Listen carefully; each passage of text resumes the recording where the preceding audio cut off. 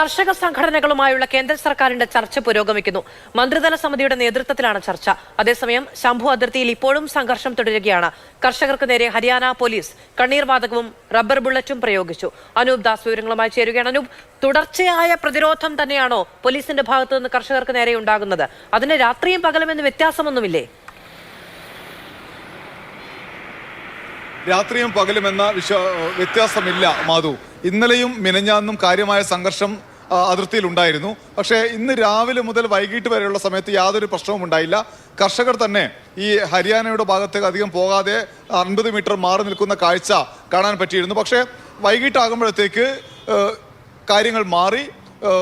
തുടർച്ചയായ tear gas പ്രയോഗം, ഒപ്പം തന്നെ റബ്ബർ ബുള്ളറ്റിൽ പ്രയോഗിച്ചു എന്ന് കർഷകർ ആരോപിക്കുന്നുണ്ട്. പെല്ലറ്റിന് ഉപയോഗിച്ചു എന്ന് കർഷകർ ആരോപിക്കുന്നുണ്ട്.